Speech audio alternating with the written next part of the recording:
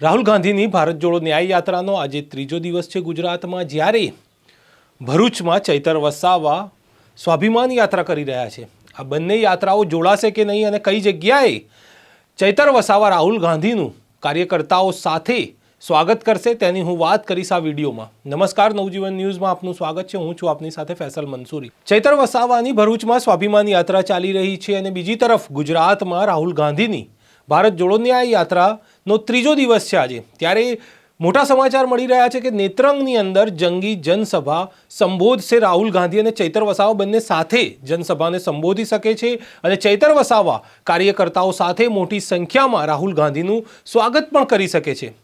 છેલ્લા કેટલાક સમયથી વાતો ચાલતી હતી કે ચૈતર વસાવા જોડાશે કે નહીં, અને એ સ્પષ્ટતા પણ કરી હતી। ઈસુદાન ગઢવીએ પણ કહ્યું હતું, તેમજ ચૈતર વસાવાએ પણ કહ્યું હતું કે તેઓ ભારત જોડો ન્યાય યાત્રામાં જોડાશે અને બીજી તરફ તેમની સ્વાભિમાન યાત્રા તો ચાલી જ રહી છે।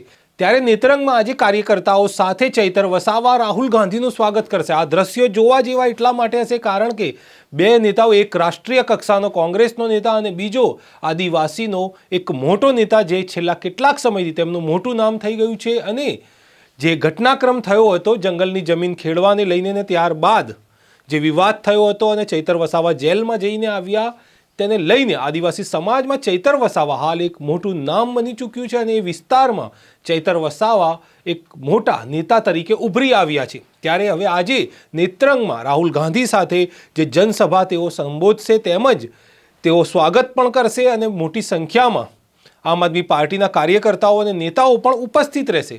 આ સાગર રબારી, ઈસુદાન ગઢવી, ચૈતર વસાવા તેમજ ગોપાલ ઇટાલિયા પણ આ જે કાર્યક્રમ છે નેત્રંગમાં ત્યાં પણ ઉપસ્થિત રહે તેવા સમાચાર છે।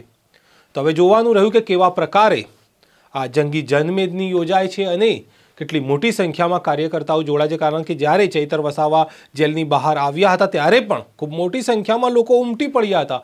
ત્યારે એક તરફ કોંગ્રેસના કાર્યકર્તા અને સમર્થક અને બીજી તરફ ભરૂચમાં ચૈતર વસાવાના કાર્યકર્તા અને સમર્થકો ઉમટી પડશે। ઉપરાંત જે ક્યાંક ને ક્યાંક એવું માનવામાં આવતું હતું કે કોંગ્રેસમાં નારાજગી છે, કેટલાક નેતાઓ નારાજ પણ થઈ ગયા હતા। ગઠબંધનમાં જે ચૈતર વસાવાને ટિકિટ ગઈ તેને લઈને નારાજ થયા હતા, પરંતુ હવે જ્યારે રાહુલ ગાંધી પોતે નેત્રંગમાં ચૈતર વસાવા સાથે જોવા મળશે ત્યારે ક્યાંક ને ક્યાંક એક સારા સમાચાર ચૈતર વસાવા માટે કહી શકાય કે નારાજગી દૂર થશે અને બધા જ સાથે મળીને કામ કરી શકે છે। તો હવે આ સમાચારો અને આ જે પણ અપડેટ અમને મળતી રહે છે તે અમે આપની સમક્ષ લાવતા રહીશું, તેથી અમારી ચેનલને સબસ્ક્રાઇબ કરવાનું ભૂલશો નહીં। ફરી મળીશું એક મહત્વના વિષય સાથે, ત્યાં સુધી નમસ્કાર।